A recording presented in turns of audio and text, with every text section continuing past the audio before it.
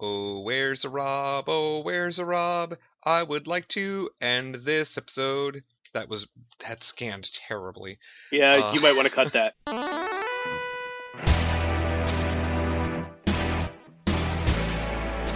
This is Matthew, normally one of the co-hosts for the Superhero Ethics podcast. I wasn't on this particular episode, but I wanted to give you all a spoiler warning. This episode contains spoilers for the Stormlight Archives novels by Brandon Sanderson, as well as quite a lot of MCU and DC properties, as well as the musical Les Miserables. Don't at me, folks. I wasn't part of it. Hello, everyone, and welcome to another episode of the Superhero Ethics Podcast.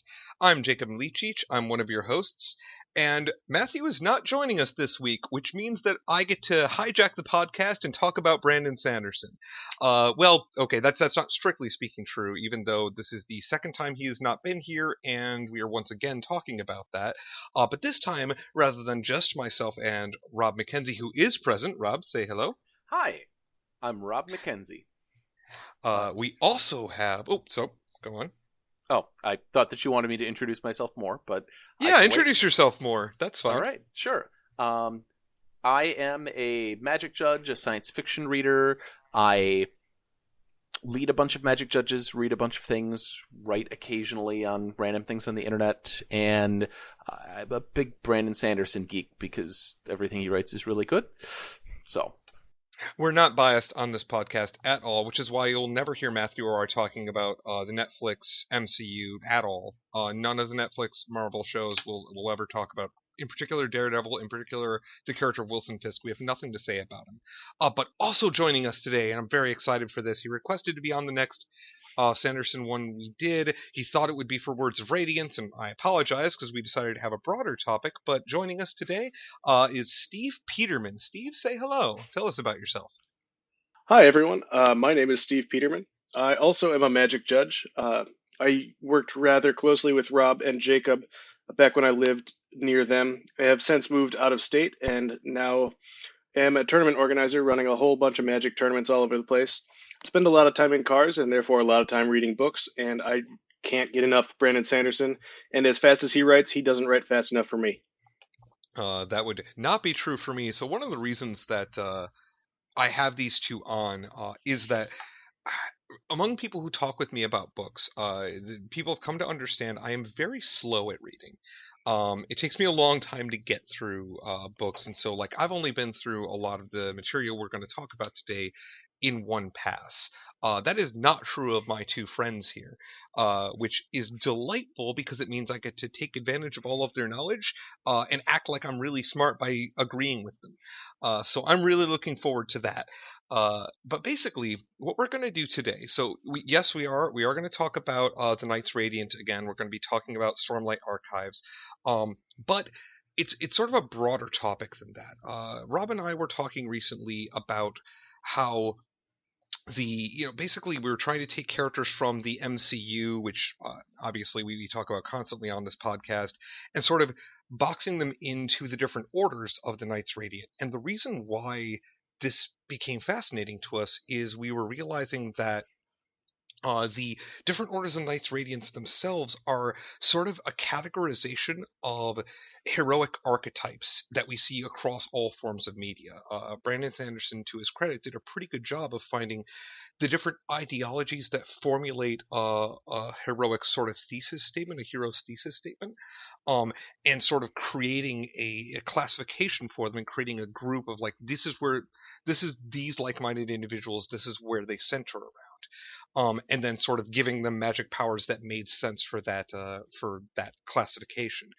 And so today, basically what we're going to be doing, we're going to be looking at some of the different orders that we know about from a perspective of what is unique to them, their unique ideology, how they apply to heroes we are familiar with. So if you're not familiar with the Knights Radiant or with the Stormlight Archive series, you don't need to be. We're going to be talking about characters like Captain America, Spider-Man, people that we talk about constantly on this podcast, just using a slightly different framework to approach talking about how they deal with being a hero, right? And so, generally speaking, I think, and we were sort of doing a little bit of preamble on this, we all can pretty easily go, okay, for some of these different orders, here's a hero that seems a lot like them. And that's probably because we look at their ideals, these oaths that they swear that are specific to the orders, and we can pair them up with another hero. So to kick us off, actually, I'm gonna, if you don't mind, I'm gonna throw to Steve, because you had some ideas about some of these, and I'd like to know, like, generally speaking, if you want to pick an order, if you want to pick a hero, what are your broad thoughts on this topic? There are a whole bunch of things that I feel I enjoy. I think would match. We've got the Bondsmiths. They're the ones who are bringing everyone together. And the person that I see the most Bondsmith in is actually Nick Fury. He's the one who pulls the whole Avengers cast together, and he's the one who works with all the world leaders, getting them to, at least in the first movie in the MCU, agree to support the Avenger Initiative. Yeah, for sure. And like there's this thing about uniting, about bringing people together, and that's specific to the Bondsmiths, because it lines up with the Bondsmiths because that's sort of their role in the universe, right? Right. That's the whole purpose of the Bondsmiths, from what we've seen, is to unite rather than divide. And he was kind of absent for the whole Civil War thing, but he did bring the Avengers together in the first place. And in the fiction, the Sanderson fiction, his whole thing is to unite them. Right. Yes. So I wanted to comment before we get too far. I wanted to talk about the Order of Bondsmiths themselves, just as a separate thing. Yes, sure. So the Bondsmiths, so the different orders of Knights Radiant all start with the same oaths. For people who haven't read the Sanderson books, they all start with life before death. You put life before death. You do things that help people live instead of kill people.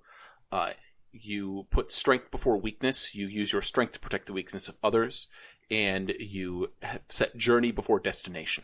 The means are as important as the ends. And a journey must have a beginning and an end. And so the Bondsmiths are the small group order that is basically in charge of setting the rules for the other orders, uniting them as a group, and acting as the boss of the Knights Radiant is probably the best way to phrase it. They're not each of the orders is an independent, fully functioning unit, but the three Bondsmiths, because there can only ever be three, set how everybody else interacts. And there were a small number of Bondsmiths. It's not like there were oodles of them coming out everywhere. There were ever only three. Mm-hmm. Right. And I mean, this makes sense if you, again, look at media, superhero media, or just heroic media in general, it makes sense. You're only going to have so many centralized leader type characters, right? Only so many nexuses are around which groups of heroes can form, because otherwise it's too hard to tell the story if I'm being sort of meta-analytic with it. I think another example, and we don't have it in our notes, but I'm just going to throw it out there. I thought Charles Xavier might actually fit as a Bondsmith. I was thinking exactly the same thing right now. I was like, Who's in charge of the X-Men? Yep. And it's the same kind of thing. He takes it upon himself to find these sort of like-minded individuals and give them a united purpose. And so this is it's a tried and true. I hesitate to say the word trope, but it's sort of a story, a character story that we see in heroic media time and time again. It's the person who wants to bring people together because we're strong. It's the stronger together idea, right? It's that if I can get a bunch of powerful people to all center around a common goal or a common ideology, I can effect greater change, right? Mm-hmm. And then looking at, I was just going to comment on, Martian Manhunter. I was John John's Martian Manhunter, another, at least in the Justice League animated series. Yes. Great example of this type of character as well. Yes.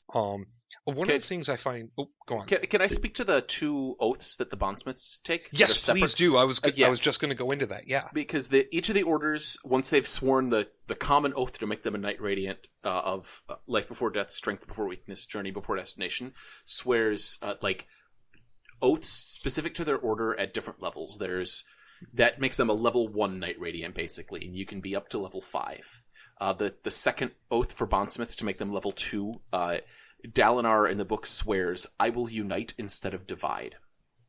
And his level 3 is, "I will take responsibility for what I've done. If I fall, each time I will rise a better man." And he ties that one together with the most important step a man can take is the next step. No matter what you do, continue to improve, continue to do better. And that's what the Bondsmiths bring to other heroes, is they try to make them better. Yeah, and there's sort of a leadership by example angle here, right? Mm-hmm. Because again, if you accept your failures, if you accept that it's okay to fall. Well, why do we fall, Master Bruce? So we can get back up again. So I'm not saying that I'm not saying Alfred Pennyworth is a Bondsmith, but I'm saying like it's that idea is also pervasive. Did you, Steve? Did you have any other examples or thoughts on the sort of Bondsmith archetype or their ideals? Well, the other person in the MCU that I sort of saw falling into a Bondsmith role, kind of by default because he had all the money, was Tony Stark. Once Nick Fury kind of walked off the scene a little bit, he was kind of leading the Avengers. He was building Avengers Tower and giving them a home. And I see a little bit of a parallel between Avengers Tower and Urithiru, the city of the Knights Radiant. Yes. I disagree with you on what order Tony Stark is. I completely disagree with that, but I see him filling kind of that role.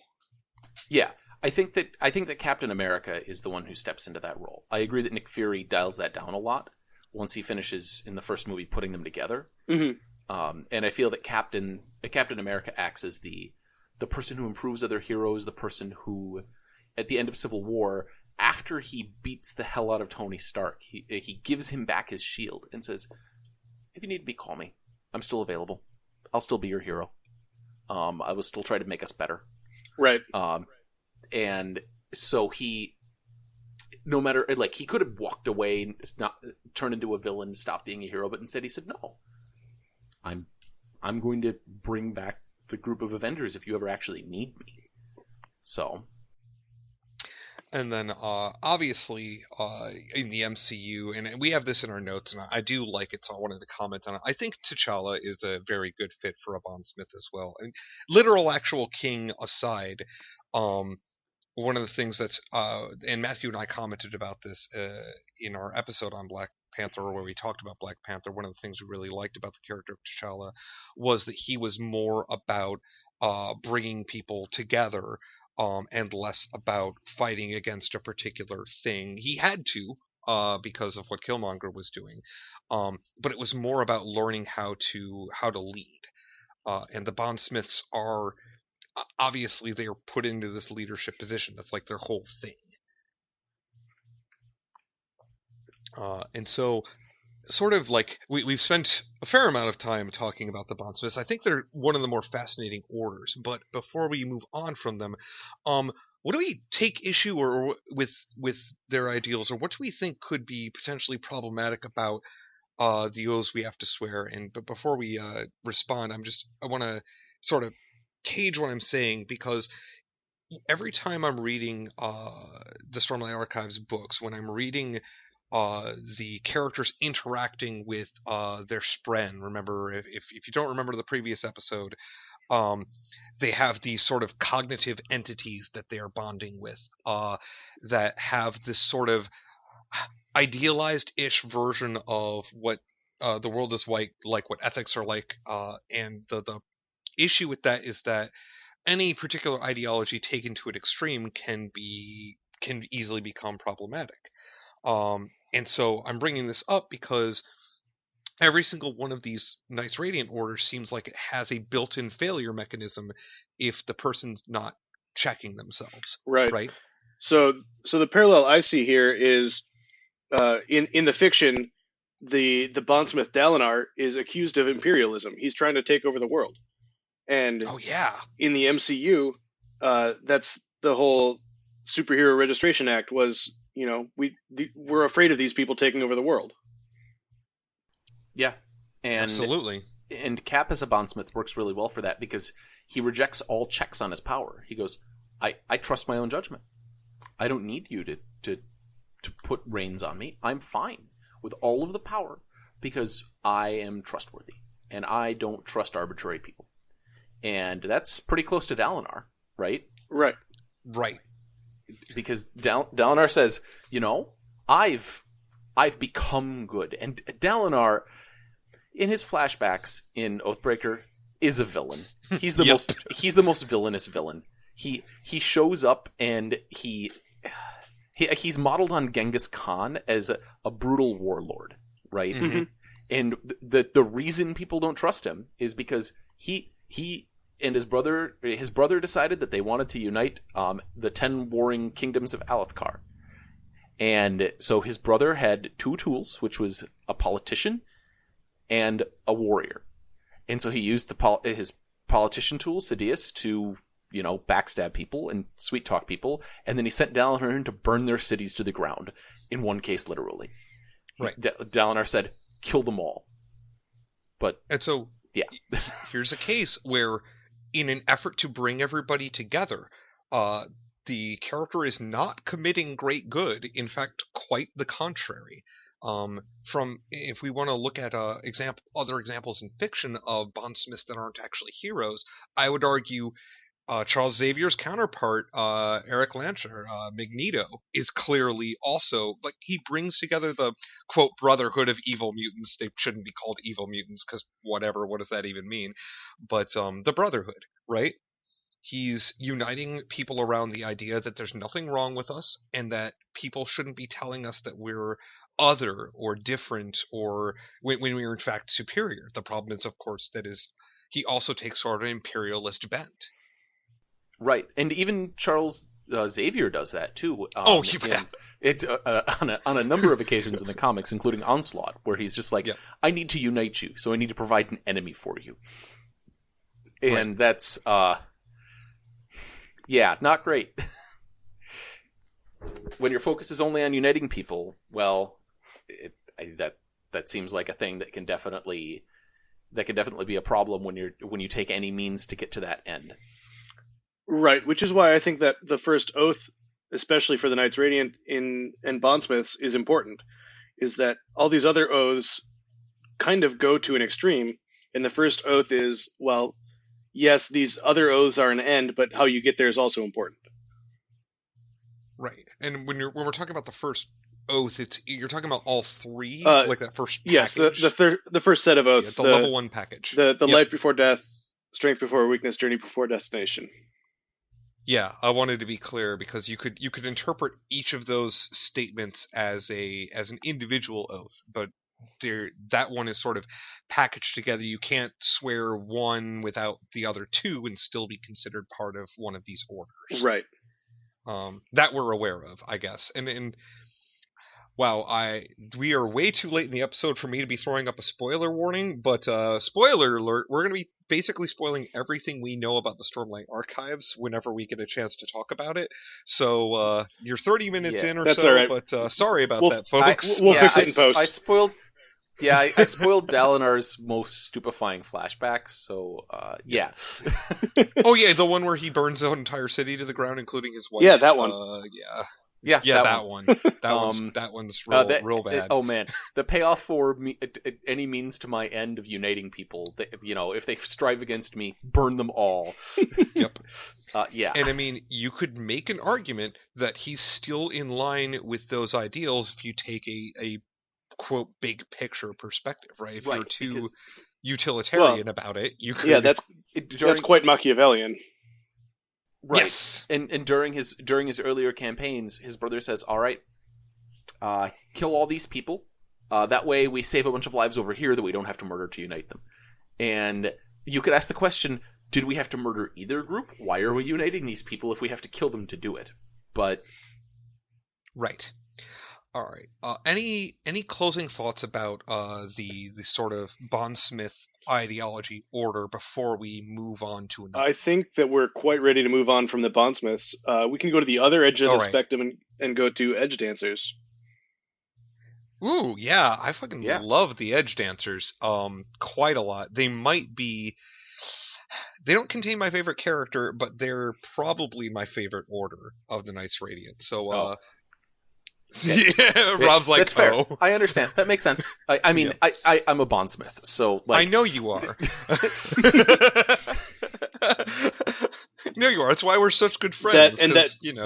We don't actually like each other. For anybody listening who doesn't actually know Rob, that isn't his ego talking. He actually is a Bondsmith. Yep. Yep. I organize when I say like I downplay my Magic Judge stuff a little bit on this because I run the USA North region and I do all sorts of things like make physical appreciation tokens for all sorts of judges all over the world, and I am one of the people that selects the conduct committee, and I do these things to unite and bring people together in the judge program constantly because that's literal actual bonds. Yes. I'm not saying I am an Edge Dancer. I just think they're my favorite order. I haven't done the soul searching to think of where I fall into here. That's a good exercise for a discussion maybe post recording. But for now, why don't we talk about the Edge Dancers? Steve, do you want to sort of lead us in with what makes them? So their ideals are all about the little guy. They swear the first ideal, the life before death ideal, just like everybody else. But their second ideal is, I will remember those who have been forgotten. And their third is, I will listen to those who have been ignored. You might think those go a little hand in hand, but if you actually go through and read the books, there is a little nuance between them. I don't think we need to go into that here. But it reminds me of heroes who do fight for the little guy. People like Spider-Man, your friendly neighborhood Spider-Man, who, while he does save the world occasionally, is more focused on his little neighborhood. Right, and it's less about what they accomplish, because you can still save the world with your primary focus being, watching out for the common person, right, or for your neighbor next door or what have you. It's more about their motivation and how they approach being a hero. And I agree with you. Spider-Man fits very nicely into this. And to a certain extent, it's also fascinating to me that Sanderson chose to make the only Edge Dancer we've given a lot of time to see also sort of a quipping, fast-talking, silly person like Spider-Man is, even though, as you brought up, Steve, in sort of our pre-discussion, according to the lore, that's not what the Edge Dancers were like originally. Right. In the books, we have little snippets of what was this order in history. When we're introduced to the world in The Way of Kings, there are no Knights Radiant. Well, there are. They're just not out in the public. So the 10 orders do have a history, but we're also founding a new generation of each order as we go through the books. And historically, the Edge Dancers have been the stuffy bookworm kind of people. And the new Edge Dancer that we see is the opposite of that. Mm-hmm. She's Spider-Man. She's very precocious. She actually is Spider-Man. She can stick to walls. Yeah, if you... Lift is great. No, she does the opposite. Yeah. Lift is great. She's amazing, and I love her to pieces. And but I do think it's interesting because I will remember those who have been forgotten. You could apply that ideal as somebody who is a cataloger, a recorder of history, right? Yes. And then you would be, sort of. So, I was trying to think of examples of heroes who that's one of the things they do. And I know they exist. I was trying to make a case for Oracle, so the DC hero Oracle. Barbara Gordon is right. Yes. usually post a traumatic event, when she's no longer Batgirl or Batwoman or whatever this particular storyline decided to make her. But it doesn't quite fit. And I'm trying to think of like as sort of another example of a hero that still fits that ideology, but who approaches it from a less physical perspective, from less of a, going around and helping the local neighborhood, and more being somebody who's a champion of the people. I have a very old heroic character pitch. Go for it. Mycroft Holmes. Oh, yeah. Wow. What? That's an interesting pull. Yeah. Because he knows everything about everyone, right? The original Mycroft Holmes, not with, like when you see later stuff, but when you look at the original Mycroft, he doesn't go out and do anything, right? Right. Sherlock Holmes comes to him and he asks him questions, and Mycroft knows everyone. He's never talked to them, but he remembers everything. He remembers those who have been forgotten, and he has an informant network. It's obvious. He listens to people, and he knows stuff about random street folks and random pieces of knowledge, right? Right.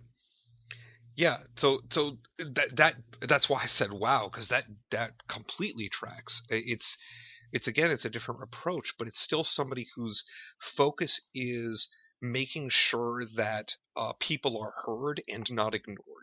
Right? People are remembered. That people are, the smallest small, like Doctor Who, actually, I think in a lot of ways is a great example, potentially, depending on the incarnation of the Doctor, right? The Doctor has many different incarnations, but like certain iterations of the Doctor definitely fit the Edge Dancer model.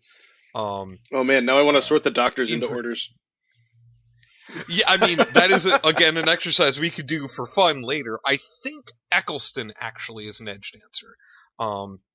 But like Baker isn't, Tom Baker is not, and Colin Baker definitely is not. Yeah. No. But that's again an exercise that we will do later, so we don't potentially lose most of the audience. Although I'm pretty sure a lot of our people have at least watched some Doctor Who, maybe not.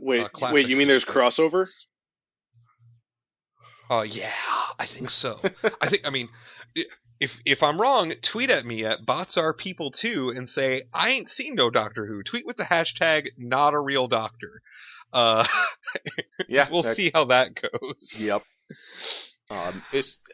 My pitch is also some incarnations of Batman and most incarnations of Green Arrow tend to fall into this. Yeah. I mean, so like, it depends. The DC, the current television Green Arrow, I don't think does. I have strong opinions. Season 1 he might have. I don't really like the new the television Green Arrow, so I'm not going to talk too much about it. But yeah. But the DC animated universe Green Arrow, who like tones down the Justice League at first, and he's like, I have stuff to do in my town, you idiots. I don't have time for this crap. And they're like, we need somebody to keep us honest because we get out of touch with the little guy. He's like, ugh. Fine. How about? Right. And I know this is going to catch Jacob here. The Netflix Daredevil. Wait, who? Yeah, right. Who's Daredevil? Yes, I mean, interestingly, to a slightly lesser extent, but Daredevil is focused around Hell's Kitchen, right? And he ends up getting you're right. Obviously, he gets involved in conflicts centered around people he cares about, right? It's a very personally focused thing. But he's not willing to sacrifice. He's not willing to sacrifice just random people in the neighborhood, right? Even right. I would say that Luke Cage even more so than him. Oh, definitely. Except for by the end of season 2, he has sort of abandoned his oaths. I don't know if you've seen all of Luke Cage. Yeah. But okay. The season 1 of Luke Cage, he's 100% an Edge Dancer. Like all he does is fight for the little guy. Absolutely. And does is very focused. What's interesting though is that both Edge Dancers and Bondsmith share a common care for the community, but they approach it in different ways, right? Mm-hmm. The Edge Dancer is sort of individual people focused, and the Bondsmith appears to be more the aggregate, the group focused, if that makes sense. If it doesn't make sense, Yeah. I can maybe try different No. words. So if they had a choice, if they showed up in a community and there's a bunch of sick people, the edge dancer might care for them each one at a time, where the bondsmith would wrangle a bunch of people together, try to find it, and try to use them as a group to research together to find a cure for the disease. Right, systems-based solutions versus individual-based solutions. Right. Yeah. And some Batmen, I agree with you. Although it really depends on the fiction. Some of the things about the heroes in our popular media is that their stories have been told so many times that it's difficult to say. Matthew did a whole episode on this before I came out of the podcast about, quote, my Batman, and who is my Batman and who is not my Batman. I don't think that the Batman from the Lego Batman movie is an edge dancer, but there certainly are Batmen that... Yeah. DC Animated Universe is, again a good spot to go back to, where Batman, they invite him onto the Justice League, and he goes, I'll be a part-timer. I got a bunch of crap to do in Gotham. And then they call him up later, and they're like, we need you to do these things. And he's like, decline, I'm a part-timer. I got stuff to do. And hangs up on him. And they're like, what? And he's like, I gotta go beat up thugs in the street. They're like, but fighting literal gods. And Busy. He's like, yeah, but you have like Superman and crap. Like, it's fine. He's just there to tell Superman when he's wrong. He's not there to actually solve their problems. It's true. Did we want to talk about the problems with the edge dancer ideals? There clearly aren't any, because they're my favorite. No, there are definitely problems with the edge dancers. I think historically edge dancers were so backwards looking that they didn't see the other problems that were in front of them. And looking back on people who have been forgotten, they weren't working on the next generation of edge dancers or of Knights Radiance as a whole. So sort of the second oath makes them betray the third by extension if they focus too far in. Right. Well, and obviously it's a progression, Right, and if you have too many second level edge dancers and none of them actually progress to level 3, then that's where you're just going to be stuck. Yeah. There's an analog that could be drawn with another program with levels that we're familiar with, but I also want to point out that the oaths that we know don't have active components. Where the Bondsmith oath is, I will unite, I will do this thing. Remembering and listening is not active, it's passive. It's passive. Mm-hmm. And so they could just sit there and listen to all your problems all day long. They will be the friend whose shoulder you cry on, and then you leave their house and they don't do anything to help you. Right. Which sometimes is what you need, and sometimes it's perfect and wonderful. At other times you need the friend who you cry on their shoulder, they pause and they say, you sit here for a minute, I'm going to go clock your boyfriend in the face. Different strokes, right? You're right. There is a distinct lack of a call to action in the edge dancer ideals, in the unique ones. Obviously, the ideals every Knights Radiant swears, honestly, also are not necessarily active. They're more about the direction of your life. Right. Well, and that's another thing about that first set of ideals, is that each order actually interprets those differently. And some orders take life before death to be as literal as, of course I have to live before I can die.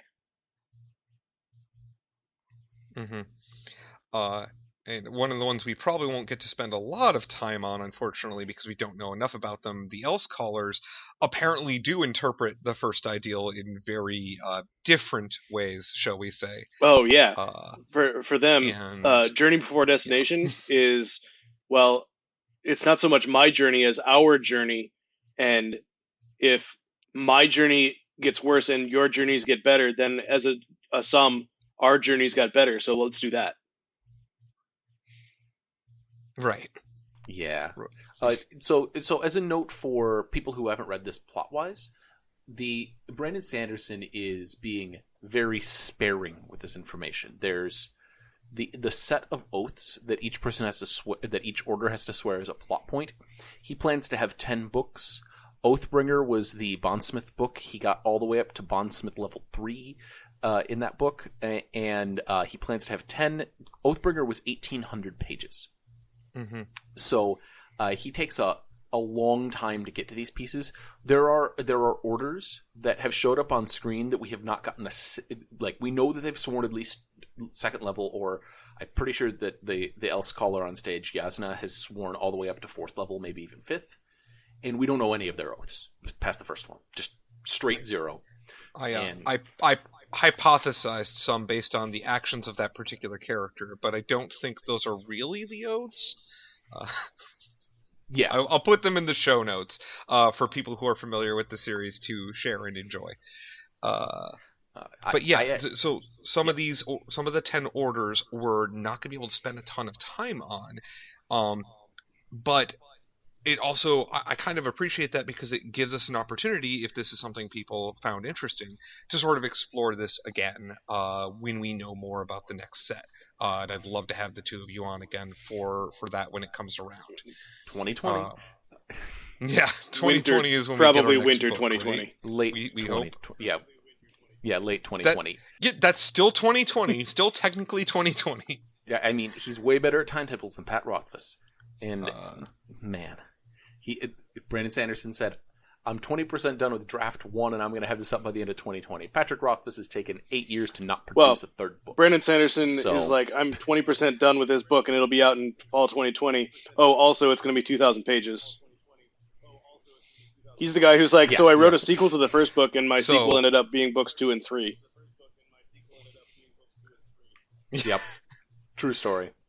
So, getting us sort of back on topic. So we talked about the Bondsmiths, the big picture, or the big picture, the uniters, the leaders, the organizers. We talked about the edge dancers, the people who fight for the little guy, who try to remember and listen and not ignore people who, these clashes of especially in you look at Infinity War. Edge dancers will look at Infinity War and go, what about all of the other people got snapshored away, right? It's not just about the heroes we lost. It's about the people everybody lost.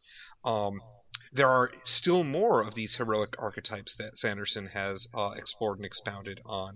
And so we sort of started with the Bondsmiths. Steve, you had us move on to the Edge dancers.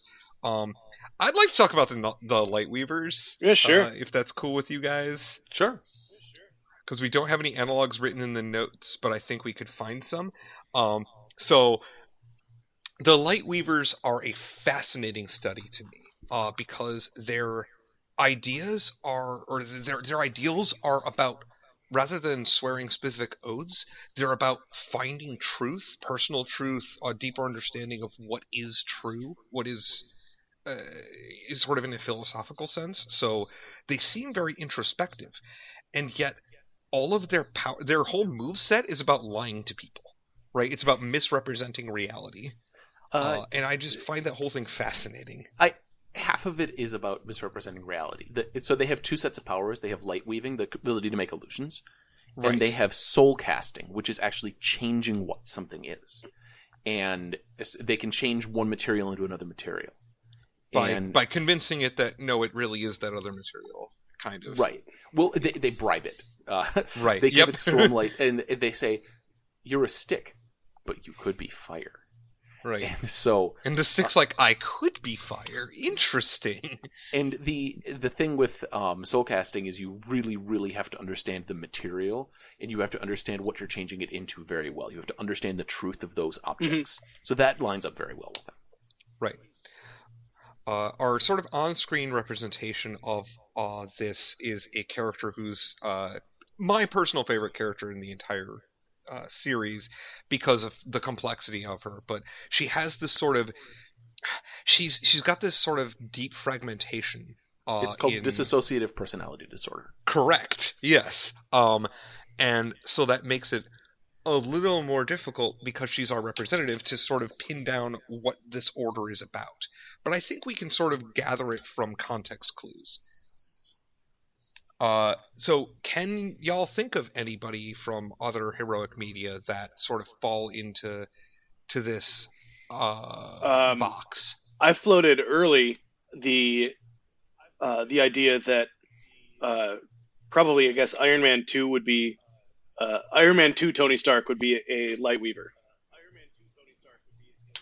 He Because it's about finding him, right. It's himself.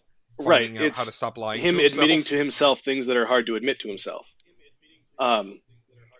Shalon, your favorite character, her second oath was "I killed my father," which was something that she had disassociated from herself and had to remember and internalize to become the better person and to become the Lightweaver that she was. And having Tony admit things to himself that he didn't want to hear or like even acknowledge, I think there's a parallel to be made there.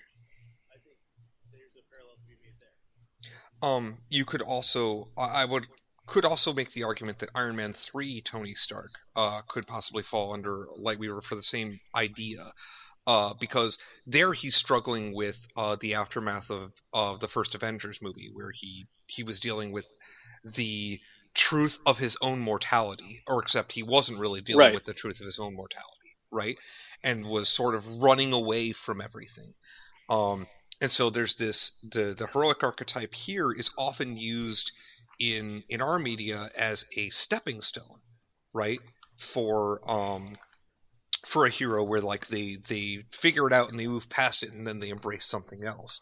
I think it is interesting to think about a hero who this is them, right? This is how they approach being a hero, is constantly trying to understand themselves and the world around them in a way that looks for truth, that looks for what's right. We floated earlier that Tony Stark was a bondsmith. He's not. He's also not a Lightweaver. We'll get to that later.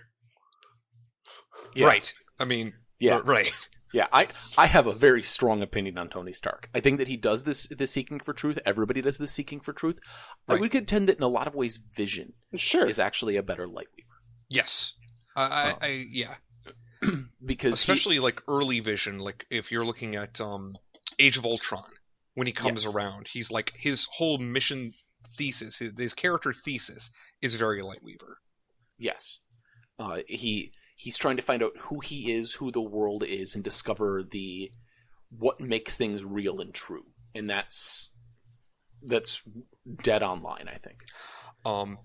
Another example I just thought of, and I'm very excited about it, Sora from the Kingdom Hearts games, which is fantastic because he is there's this connection to light within the character himself, but Sora has multiple character arcs where he's like lost a piece of his own memory or a piece of himself, and he's constantly trying to rediscover and figure out who he is and what his place in the world is.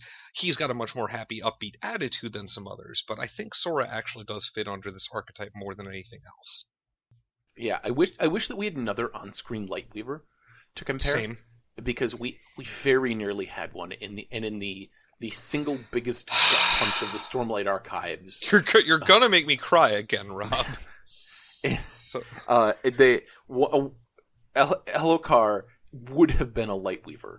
We know he would have been a Lightweaver. He would have said his first truth as, "I am a bad king."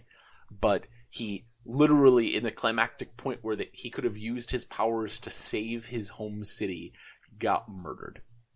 So I would have loved to see him on stage as a Lightweaver. I would have loved to see him progress.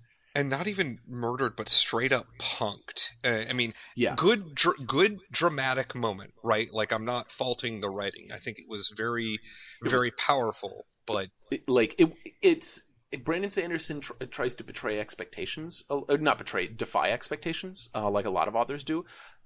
Every once in a while, I feel betrayed by him, like in the Wax and Wayne books. I was very, very angry, and so Steve at the end of Shadows of Self, where he. That's right. By then you'll have forgotten. Eventually, so. That's you're not wrong. I'm giving you no details because I was really angry at the end of that book. Okay. Steve called me. I did. And said, "You finished this, right?" and I said, "Yeah." And I said, "Yes." And he says, "The fuck was that?" And I said, "I did. It was like right? middle of the night." So this is another reason I want. Yeah, you like I had. It wasn't just you. Seedon did the same thing to me the day before that. But Brandon Sanderson wanted the character to progress to the point where you wanted him to be a knight. He's being so much better. He's like you hate him in the first 2 books. He's terrible, and then he gets better, and he's trying, and he's getting better, and he's growing, and he goes to swear the oaths, and then you see it, and you like the narrative says that like some Stormlight starts crawling up around him, and you're like, oh my god, this moment is so awesome. And yeah, then he says life before death, strength before weakness, and then Moash shows up and just ends him. There's some subreddits regarding this scene. I'm sure I can convince Jacob to link them in the show notes. Yeah. Yep. Absolutely. If you send me the link, it's not a hard one to guess. But make it minimal effort for me, and then I will make it minimal effort for Matthew, and then Matthew will put it in the show notes. That's why I said like there's not a lot of Lightweavers, and there's also I feel like there's a lot of heroes who take some time in the Lightweaver sphere, but there's not a lot that actually spend their whole time searching for actual honest to goodness truth, because most heroes are about punching people, and it's very it's a very introspective character archetype, and so you sort of have to build your character with the understanding that this is a character who embraces the idea that the quest for truth may never be done, right? In order to have somebody who can have full arcs of this and still be in this category. And that's why I mentioned earlier that it seems like more of a stepping stone for characters in our media. Like we said, certain movies with Tony Stark, you can sort of categorize him here, but broadly speaking, that's not where the character is. You can talk about truth as, what's bad about truth? I mean, Superman fights for truth, right? Truth's a good thing. But there is obviously, just like with all of these other orders, there can be some flaws to this particular approach to being a hero. One of which is just being so introspective that you don't. It's similar to what we were talking about with edge dancers. You don't end up engaging, right? Or you end up boxed in your own head too often, which does in fact happen to Shallan, the character in Stormlight Archives, where sometimes she's needed at a critical moment, and she's busy sort of trying to sort in her own head who she is and what she can do. Although by the end of Words of Radiance, she's just fantastic. And then she breaks. Well. Man. Yeah, she's going to break more times, but that's fine. She gets better every time. Oh, I'm not convinced that's true. There are definitely, rereading Oathbringer, recently there were a couple of scenes where she A, has conversations with herself, B, has conversations with other people, and the name that is used to describe her changes repeatedly through these conversations, because she has made up disassociative chunks of her personality to handle different things. Yep. It's she's eventually going to admit the truth to herself that they are all her, and it'll be great. But that'll be how she gets her shard plate, I'm pretty sure. And so this is that. And this is one of the reasons I like this archetype. I like the Lightweavers so much, is because it's very unique. You don't often see characters that are written this way. Like that's their whole thing, right? Is finding themselves, and that's the source of their power. And that's the source of their quest and how they engage with being a hero. Yeah. So thinking about it, actually, you could say that Black Widow in the Marvel movies is also this way. She's got red hair too. You definitely could, yeah. Because well, yes. not that that's a prerequisite, right? But she admits things repeatedly, right. And it progresses how she interacts with people, and progresses how she serves as a hero, because she'll say things like, "Bruce, I'm sterile too," or these truths that she doesn't want to admit, that when she admits, she becomes stronger.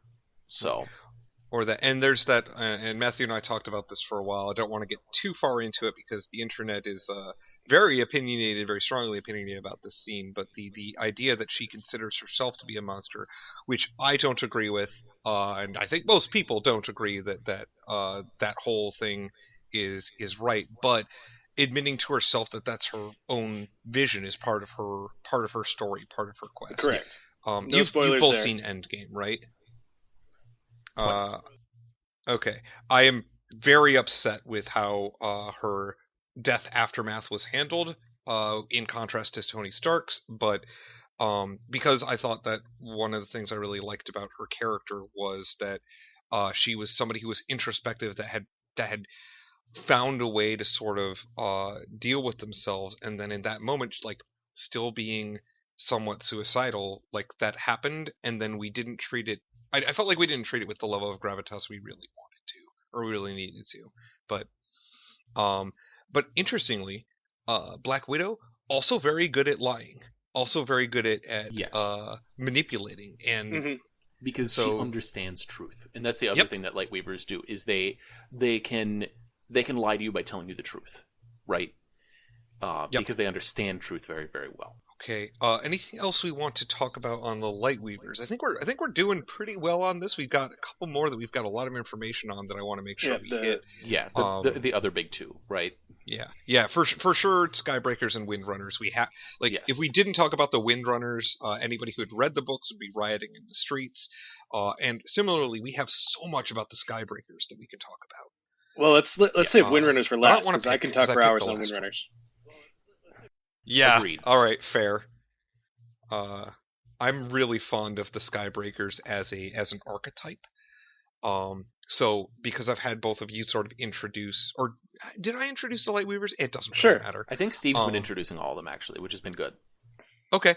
Yeah, if you want to talk about what are the Skybreakers about? Obviously, they're the people who jump up into the air and they poke at the atmosphere and they break it, and then they bring CO2 in, right? Yeah, that's not it at all. That's what the Skybreakers do. They can fly though. They can fly. Well, I was close though, right? They're basically they can fly. Super paladins. Well, kind of super paladins. Their ideals are about strictly law. They're the law mages. Their ideals, their second ideal after the life before death ideals, is that they will put the law before all else. Rob, do you remember what they actually call their ideals? They don't call them ideals; they call them something else. Oh, they line them up to. They call them particular things. That is a good question, because they call them the ideal of radiance. The ideal of radiance, the first one. They call it the ideal of justice, the ideal of dedication, and then the ideal of crusade. But you're right; they did have another. The ideal of justice is. I will put the law before all else, and that's the general form. And then the specific way that we see Seth state his is, I swear to seek justice, to let it guide me until I find a more perfect ideal. And then they have a third ideal, which is to swear a specific oath to dedicate yourself to a greater truth. And the way that we see Seth swear this one is, I swear to follow the will of Dalinar Kholin. This is my oath. And so first they swear to themselves to the law, and will follow the laws of wherever they are to almost to a fault. We see a Skybreaker walking around hunting fledgling Radiants, actually. But he can't kill them because they're Radiant. He has to find a specific reason that they broke the law that warrants them dying. And he goes through a lot of pains to actually follow local laws and get the right warrants and such, so that he can execute these people. Yeah, he gets to the point where he's sworn in as special constable by kings of different regions and has full writs and shows up, right? With, I'm allowed to execute people arbitrarily. And they're like, what? Yeah, but I'm a cobbler. Like, yeah, I've spent my whole life like serving the poor and giving people free shoes, and he's like, Yeah, you got those are the devil's shoes. No, you got in a drunken bar fight when you were 18 and you accidentally glassed a dude and killed him. It's like, yeah, I've spent my whole life making up for that. I'm 55. He's like, dead. And then the third ideal is to swear a dedication oath to a greater truth. Sometimes that's a code, sometimes that's a person. And that for Zeth was to follow Dalinar and let Dalinar be his law. Yeah, the ideal, the Skybreakers have this sort of codified or law-based approach to being a hero. So obviously the major analogs, right, are your cop heroes or your soldier heroes, like Misty Knight from Luke Cage or War Machine, as we were initially talking about. People who they're tied to a particular regimented set of rules, and they sort of engage with all of their heroic activity in that context. But it's not always, right, the Skybreakers aren't always, the laws of the land per se, right? Because they can have, as you point out, they can have a code, or they can swear to a particular system of laws that they think is right. And unfortunately, the only analog I could think to that one was Punisher. I'm not particularly fond of Punisher as a character, but he is somebody who all the characters in the show will tell you he has a code. And you believe that because the characters said it, and why would the characters say it if it wasn't true? I have opinions. There's a lot of analog in like Wild West sheriffs who they will have a set of codes, they'll have a set of laws, or somebody like Captain Mal Reynolds, not quite perfect, but if I'm going to shoot you, you'll be facing me and you'll have a gun in your hand. Yeah, right. Mal Reynolds actually a pretty good Skybreaker example for that one line, although he's not actually a Skybreaker. No, he's not a Skybreaker. But is somebody like in the DC animated universe, Captain Atom?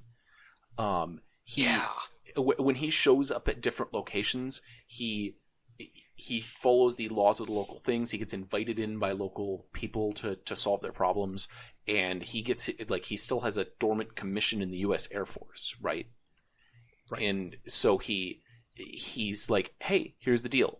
There's this external thing that the Segovia Accords in Civil War are really about making everybody into Skybreakers, you're beholden to external laws to apply your powers. Right. Mm-hmm. And that's the Skybreaker ethos is basically, my judgment will sometimes be wrong. And so I would rather have a code of external laws that I can follow that will be absolutely true and right. And I don't have to rely on my judgment. Sometimes I will let somebody off who begs for mercy. There is no mercy because there are rules.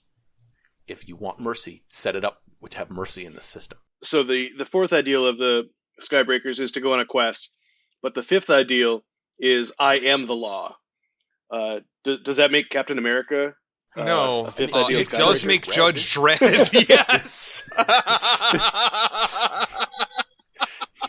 Oh my God, that could have been better if we had planned it. Yep. That was completely off the cuff. But yeah,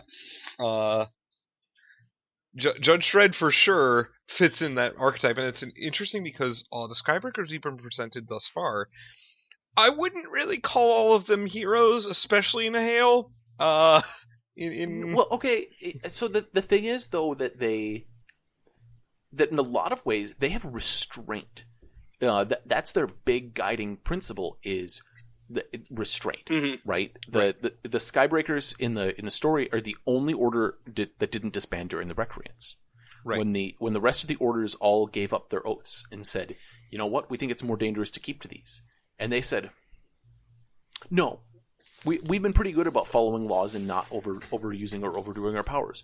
You can all withdraw, you can all disband your orders, you can all set down your shard blades. We will continue to uphold the law. And they've managed to not destroy the world as the only Order of Knights Radiant that's existed for 1,000 years. How long has it been since the... They call it 1,000 years, but that's apocryphal because they have lost records between now and then, and they don't actually know how long.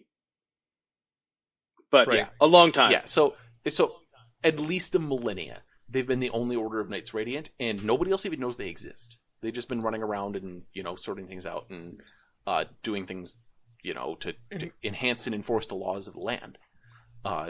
When they're training Zeth, they bring them in and they say, all right, we have a bunch of escaped murderers from this prison. Everybody go hunt them down as part of your training. And Zeth stops and he goes, why did they escape? And they're like, I found one and he's a bum that isn't, like, he just wanted to see sunlight, and he has a knife that he made in prison, and he's a dirty hobo that is underfed. Do you have a warrant for the dude that was holding them in prison? Yeah, it was the first warrant we got. Well, why didn't you deal with him putting together a bad prison and mismanaging it? They go, the local laws said that he was allowed to do as he wished. Until he failed at his duty, he wasn't doing anything illegal.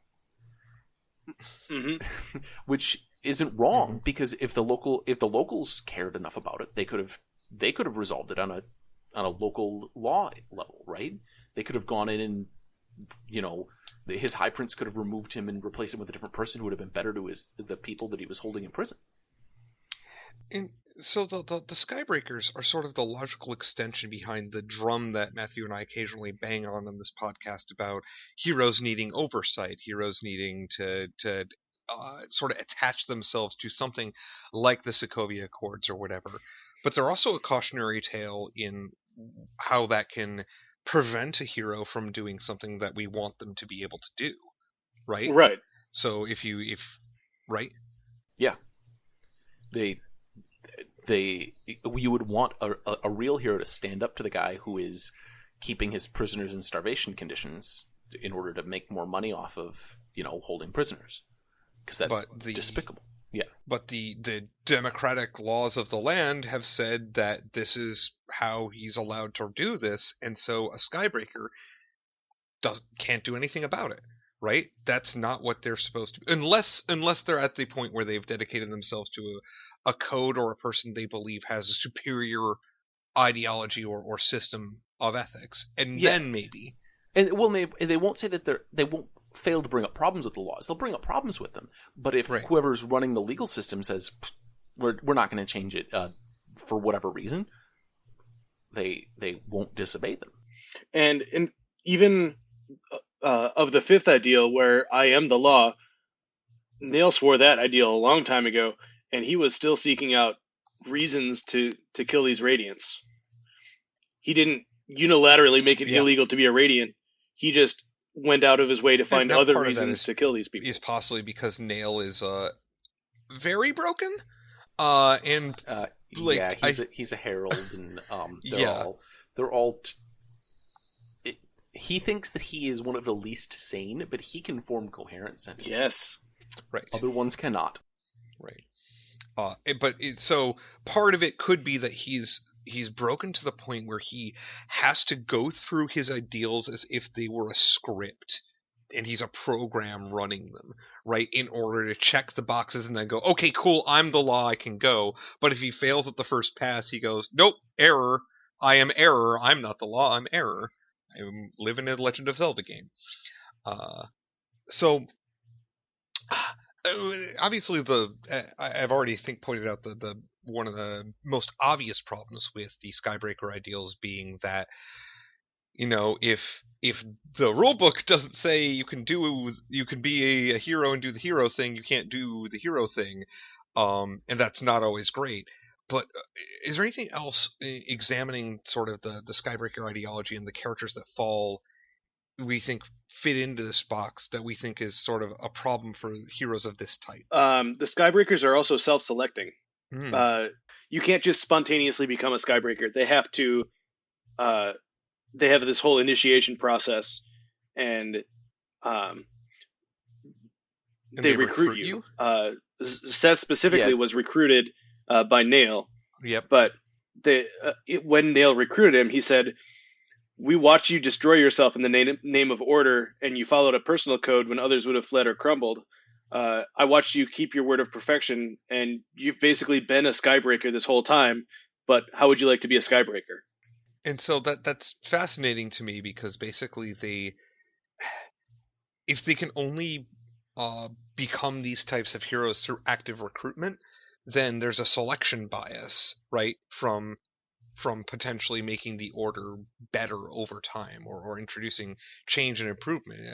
There's a real risk of stasis over time.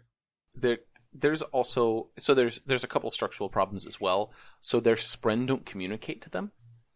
All the other spren, which are, as we mentioned, are they're the thing to which you strive to be. The Windrunners have honor spren, for instance. When we get to that, the cryptics are the spren for the Lightweavers. The cryptics feed on lies, and that's their nature. The high spren don't ever talk to the Skybreakers. They just show up, bond you, and then wink at you, basically. And they're like, yeah, we think that you're doing good, I guess. They're about law and order, and they don't get any instructions on how to even fulfill these. Right. The only guidance they have is the guidance that other people of the order provide. Right. And they like outside the order, like the Skybreakers in general have no room for mercy. Right. Right. Even when we look at, so if we look at it in the real world, when you look at how judges deal with cases, there's they go through, they determine whether or not somebody's guilty or innocent based on facts, and then they have the sentencing at the end. The Skybreakers would just follow did you commit this crime? You serve this amount of time. There's no mitigating circumstances. There's nothing. They wouldn't ever give you probation or time served. They wouldn't go down or up. They would say, you Jean Valjean. So Javert. Javert is definitely a Skybreaker. Javert is a Skybreaker. Yeah. Yep, you stole 100%. a loaf of bread to feed your starving family. 17 years in a chain gang. Yeah. Go. This is 5 fair. years for what he did. And the rest because he tried to run. I know. I've seen Les Mis more than a couple times, but 5 years for stealing a loaf of bread is even excessive, right? Well, at the end of the day, you get nothing for nothing, right? But the point being is, in the real world, you can have mercy, you can deviate. There are guidelines, and judges hate them.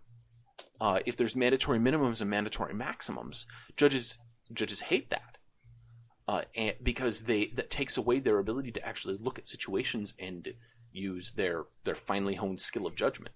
Skybreakers don't have any judgment. Right. Yeah.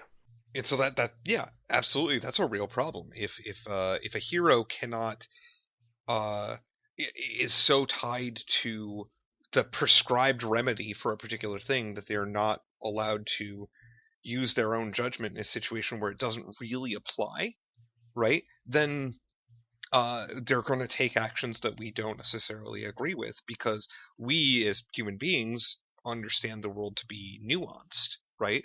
At least most of the time we understand the world to be nuanced. And sort of something I intended to do, and I did it with Bondsmith and forgot to for the rest. I kind of wanted to circle back. We came up with a lot of heroic examples. I also think there are many villains throughout fiction that would also come into these different orders, and the reason why I just brought it up is because Rob reminded me by bringing up Javert. It was Rob who brought up Javert, right? Not Steve. I'm sorry. I didn't want to credit the wrong person. But yeah, like, I think for all of these, I think we could think of an example of a villain who's Loki is the first one that comes to mind for Lightweaver, and I'm not sure it quite fits. But it kind of does, though. It kind of does, right? And I would argue that Killmonger could fit into the Edge Dancer order, because of who he's trying to serve, right? Because of what he's trying to do. Like, Killmonger's whole thing is he wants to take over Wakanda to share the technology with the areas of the world that have been oppressed and lift up the oppressed, right? That's listening to those who've been ignored. And like when he goes to die, he has that line that you quoted in one of the chats where we were talking, Rob, about wanting to be I forget it. It's about being buried at sea where his ancestors had been moved on boats or something to that effect. I'm sorry, everybody who has committed that quote to heart. It's a beautiful quote, and I do not remember it off the top of my head. But I think it's fascinating that for each of these orders, we can turn it into the same set of ideals, but slot it into somebody who doesn't take actions we consider heroic because we disagree with what they're doing. But you could still make an argument that they fit in that order. Yes. I actually I proposed Two-Face as a Skybreaker. Because very good. Yeah. Because he doesn't trust his own judgment. If his coin says to kill you, he will kill you. If his coin says to save you, he will save you. He's a lunatic for trusting a coin to judge people, but it's an external thing because he doesn't trust his own judgment on it. He's like his plan is to do evil, basically. He's a mobster in a lot of the Batman things, but in the Dark Knight, he's a hero, right? Mm-hmm. Before he gets right. He starts as a district attorney who follows the law, and he ends as a villainous murderer who won't kill you if his Wait, does he swear the next ideal during the movie and we just don't see it? Actually, we do see it. I mean, we see him get the coin. All right. Yep. Yeah. Yep. And so he dedicates himself to a code. Flipping a coin to determine whether so he becomes a third ideal Skybreaker in when the Joker hands him a coin. I like it. Yep. Yes. The Joker being his friend. Let's not. That's not. Well. Huh. Yeah. Well, we could. That's a discussion that could go down a rabbit hole. Yes. Like Alice in Wonderland, which I don't think applies to this either. So we've got one more order to talk about. Anything more we're going to talk about on the Skybreakers, or because I'm sort of shoehorning it in after forgetting it, villains that we think fit in the other orders we've talked about and why? Are there Elsecaller villains? Yeah. Okay. Sorry. Thanos. Yeah, I think. Well, we did talk quite a bit about villains being in other orders of Knights Radiant, but the Skybreakers were originally presented as villains, right? Yeah. In the books, you mean? Yeah. Yeah. So maybe heroes that are Skybreakers? Because so far we've got Punisher and Two-Face. Misty Knight, still a hero, eventually forms a duo with Colleen Wing. So I think that's an angle that could be pursued. Obviously War Machine and Captain Atom we talked about as heroes that sort of fit the Skybreaker mold. I'm trying to think of ones from non-MCU, non-DC, because this kind of cop-based hero exists in a couple of different forms. I could think of what's her name from Legend of Korra? She's the chief of police. I can see her face. I'm not going to come up with it right now because it's been too long. But she's a cop. I'm having a hard time thinking of ones that aren't cops or soldiers. They have to exist. Well, that's the thing is that that's where they gravitate, right? If you want some oversight on your powers, that's what you do is you sign up to be a government superhero, right? And so when you look at Watchmen, for instance, they sign the superhero order, and Dr. Manhattan could very well be a Skybreaker. He signs it to be a government superhero to do things at the government's will only, right? Lin Beifong. Sorry, that's the name of the character. Lin Beifong. Exactly. They most of the time we're going to find Skybreaker heroes who are people who have signed themselves up to adhere to a particular system or order, right? or code of ethics or code of conduct.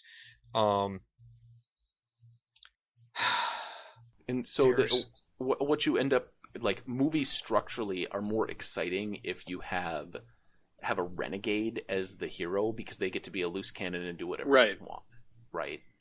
Right, like Riggs and Murtaugh are neither one of them Skybreakers, because they're cops who end up having to do not quite cop things in order to get the bad guys.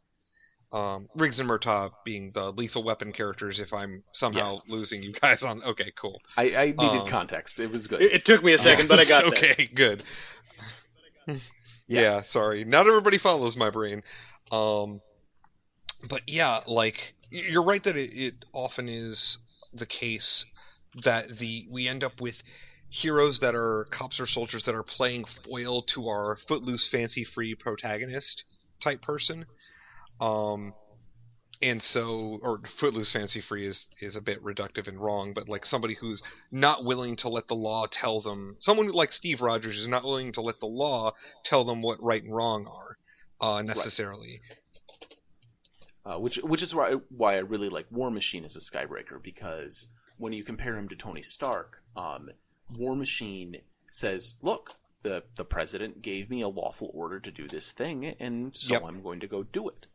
And so, when they bring up the Segovia Accords, he's like the first person on board. He's like, this is what I've been about the whole time. Why aren't we being a special ops unit that serves at the pleasure of the government? Like, that lets us retire. That lets us hand this shit off, right? I could make an argument that of the Star Trek captains, Picard is the closest to being a Skybreaker. Because Picard really, really, really doesn't want to deviate from the Prime Directive, right? And I feel like of the Star Trek captains, he's the one that is the most adherent to it, the one who lets himself be chained to it the most. He doesn't quite fit, although he is a lot more, he's a person with a code. I think he fits that mold. I'm not thinking of a better order to put Captain Picard in than Skybreaker. Which is good, because that's somebody I consider completely heroic. What did you say? I'm sorry. He's a Bondsmith. Oh, sure, because right. But no, just like in terms of like he doesn't feel the need to go out and necessarily do stuff, right? Instead, he builds a team, builds them up, and unites them and welds groups of people together, right? And like when you look at it, and you look at Next Gen, he doesn't go on away missions, right? He's got a Windrunner for that.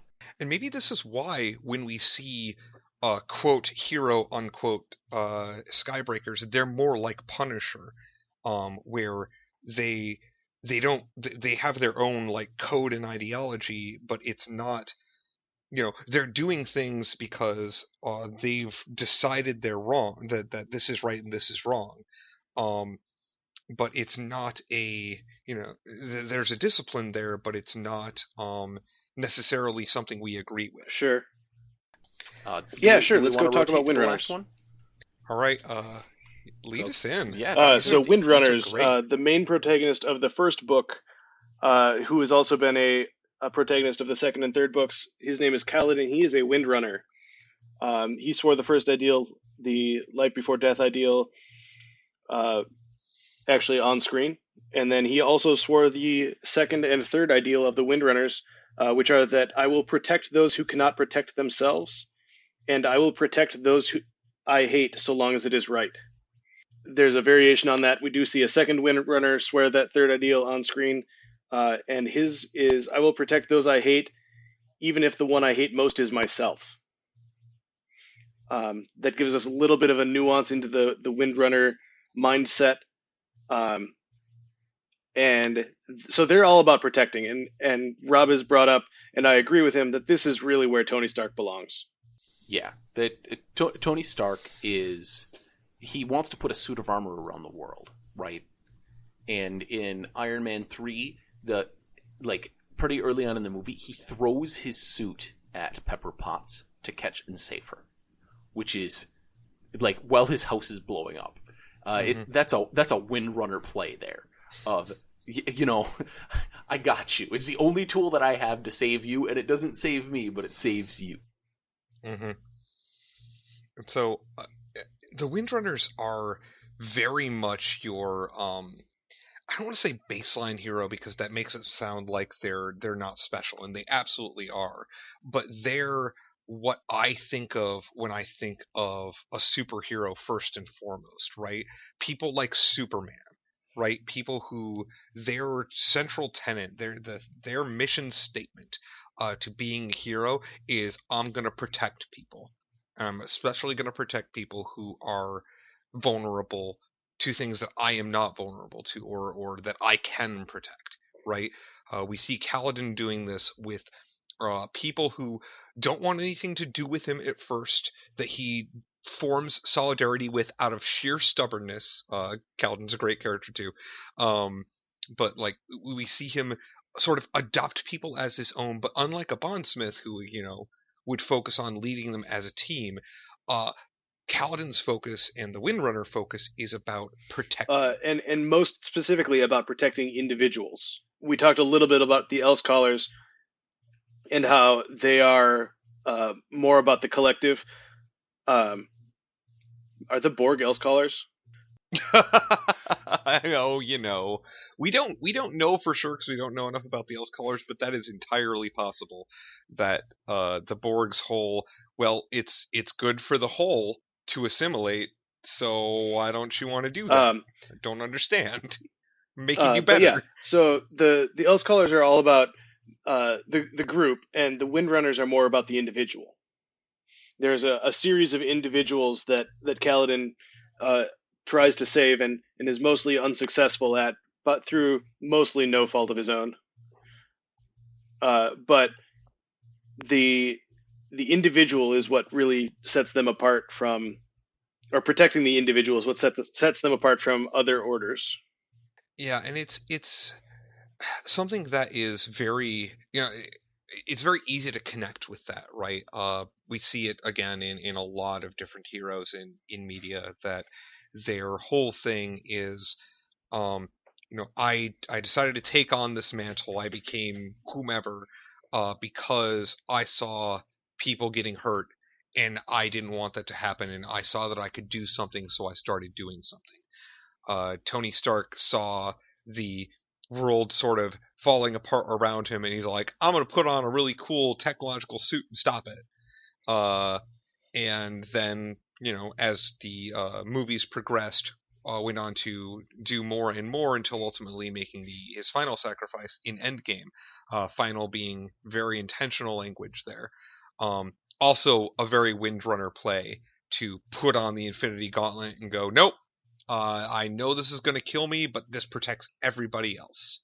So, well, and also his decision in Endgame was, I can't give up the things that I've earned. I must protect my daughter, right? Yeah.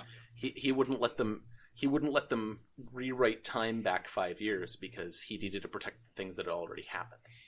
Right. Right? Yeah.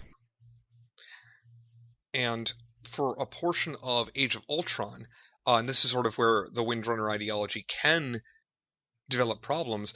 For a portion of it, at least, Tony kind of wanted to see if we could protect and fix Ultron, right? There was a part of Tony Stark that was all like, well, this is kind of like my kid in a way, and I want to try to fix it. It didn't work out that way.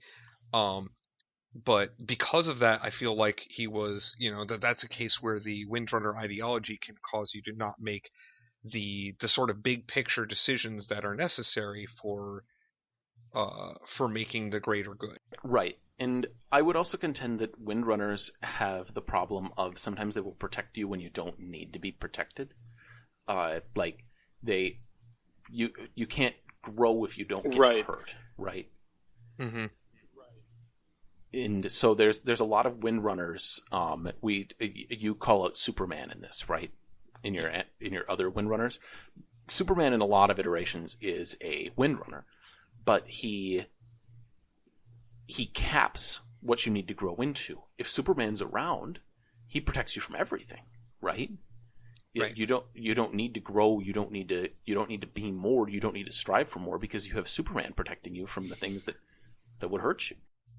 Well, and that plays into a lot of superheroes. The like Batman, he does a lot for Gotham City. I don't know if you watched Gotham when it was on TV, but he did a lot for Gotham City even before he was Batman, according to that iteration. And he did so much so that the Gotham PD grew lax.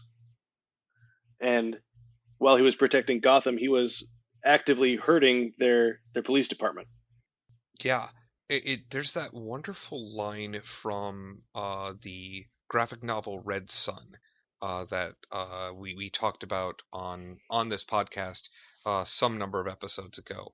That Lex Luthor writes on a little note to Superman, why don't you just put the whole world in a bottle? Right? And it's this idea that if you are making it your mission statement to protect everybody, and you have so much better agency to help save them from the dangers around them, that they never develop the ability to take care of themselves. It's the over nurturing problem, right? It's the not willing to let your children go and not willing to let the birds fly out of the nest type problem. Right. And it's the protection sounds good, but in order for bushes to grow in the right way, you need to prune them, which hurts them. In order for children to, learn right from wrong, you actually need to discipline them, which is, you shouldn't be spanking your kids, but you do need to hurt them on some levels that they have avoidance. Whether that's putting them in timeout to, make them realize this is wrong because it's something they don't want to do. If you want to train a dog, you rub their nose in their mess, right? And that's, yeah. And so I have my own hypothesis because of this. It's a very obvious, like we're sort of dunking on the Windrunners, even though they're one of the very heroic orders, one of the ones that's the most obviously heroic, in my opinion. But I think I have a theory about the later ideals, because we don't have them technically yet. And I think one of them may end up being something to the effect of sometimes the best way to protect people is to let them get hurt so they can protect themselves. Right. It's certain that the next ideal is about when not something to about people. Something about either letting them learn to protect themselves, or even admitting to themselves, to the Windrunner admitting to themselves that they can't protect everyone. Right, which is a flaw that many heroes that are of this particular mindset have. Superman is the best example, I think, because in many iterations of Superman, he can in fact he can go back in time and all this other stupid nonsense. But when he actually has reasonable limits, he has to sort of concede that sometimes he can't get there in time, and he agonizes over it, right? And that can cause you to sabotage yourself if you go, well, if I fail once, then it's like I wasn't there at all. Well, that's clearly not true. What other heroes have we seen that had to cope with a failure like that? So, I have in here as a Windrunner example, Aang from Avatar: The Last Airbender, who's had multiple instances of this, but his sort of his foundational one was when he learned that he was the Avatar, and he chose to abandon the world and run away rather than embrace his role as somebody who was supposed to help unify and protect everybody. And so that's a pretty big failing, and he sees it as the reason why one of the nations conquered everybody else, because he wasn't around to stop it, right? And a bunch of his people, the air nomads, were completely wiped out as a result of this. And so Aang has to deal with the time that he ran away and didn't protect everybody and didn't follow his ideal. There's a devastating outcome of that, and he sort of wrestles with it throughout that. I know we've kind of been trying to stay a little bit further away from Magic the Gathering, But how about Jace the Living No, that's Guildpact fine. on Bring Ravnica it when in. he's off doing other stuff? He kind of. I mean, He's Jace Cope's not a a Windrunner failure there, but he's not a Windrunner. Right. Right. Although you could fascinatingly in Ixalan, right after he gets his sort of reset and sort of redevelops as a character that I like way more. Um, he's far more charming among other things. He sort of leans a little bit more in that direction, but he's not cognizant of many of his own failures. I think Jace is a good example of a character who's had to confront that sort of abandonment, but I don't think I think Rob's right that he doesn't really confront it or doesn't process it in the way that a Windrunner would.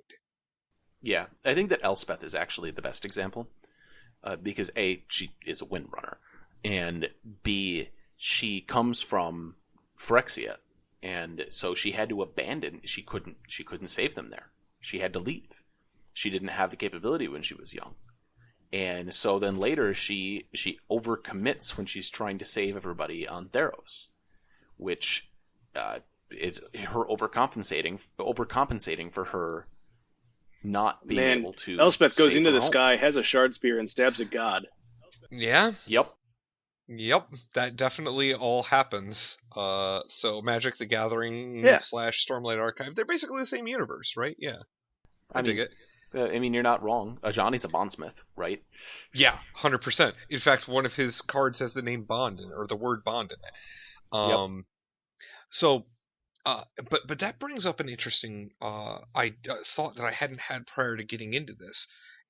Is there a predisposition in the Windrunner heroic archetype towards self-sacrifice? Because we've brought up two examples now, Tony Stark, Elspeth, of people who've made the final sacrifice in order to fulfill their ideals. I feel like there is. Yeah. They're protecting others as their primary and protecting the self as, so far, the only oath that I see about protecting myself is only because he already hates himself. Right. In Teft, and that's specific to that character. And that's more about like he can't function unless he goes through. Well, with he's that, a non-functioning right? drug addict who admits to himself that he has to be a functioning member of the Windrunner Order if he's going to protect anyone else. Right, and that means he has to protect himself from himself. Right. Yes. Right. Yeah, which is very beautiful in a way, but Man, Teft might be my actual favorite arc in Oathbreaker, and like Adelin's my favorite character, and Adelin actually develops a bunch in that book, and Teft gets such a tiny little fraction of screen time, and every scene with him is perfect. Right. So for people who don't know about the books, Teft is sort of this character who, as Steve put it very well, is a non-functioning drug addict, and he's sort of gotten into that because he was in a bad way at a point in his life, as many of these people were, where they were cannon fodder, as I think a charitable way to describe how they were being treated. They were shock troops without weapons or armor. Their point was, their point was to die. If anybody remembers the previous episode we recorded about the bridge crews, we talked about the bridge crews. These people's entire purpose was to die on the front lines so that the more effective trained troops can get in and do their work. And the Teft fell into the bridge crews because of his non-functioning drug addiction. He was like a real functional person, and then, went to the in-world equivalent of opium dens too many times, and lost everything, and got sent there as you're still a soldier, we're going to send you to the worst, highest mortality unit. And he hates himself, and he can't function. He's one of those people that doesn't even have a baseline functioning if he isn't doing it's fire moss in that world, but it's opium. Right. If he doesn't have his dose, he doesn't function at all. And so he can get by for a while. He goes cold turkey when he's in the bridge crew because he doesn't have any money. But he when Bridge 4 starts doing awesome, relevant things later on, he's the sergeant. He's the one with the actual soldiering experience. Like, he's the one who trains everybody else. And he gets in such a bad way that he sells his uniform, which somebody uses to kill a bunch of members of Bridge 4. Yep. Which is not great. Nope. So we've talked a little bit about how Teft was broken, and we talked about how Shallan was broken with her dissociative personality disorders. Kaladin, the other example of Windrunner, suffers from depression. Lift, our edge dancer, is also broken, and as is Dalinar, our Bondsmith. So a common thread running through all of our Knights Radiant is that they are broken in some way. How does that translate to other heroes? Well, I think that it's a realistic take on heroics in general, is that you don't decide, like, you see this.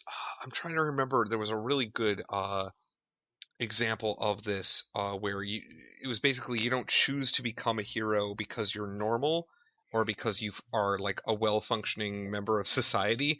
Batman's a great example of this, actually. Most Batmans are, where, you know, he's a rich person who has he has the ability for a lot of agency over his world, but he is fundamentally broken because of what happened with his parents and what has happened in his life.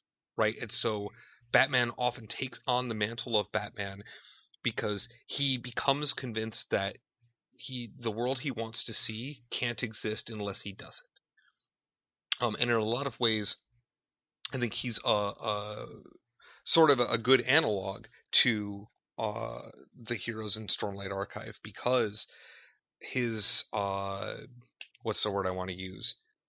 His inciting event, the thing that... Tragic origin story. Yeah, his origin story, right? Tragic origin story.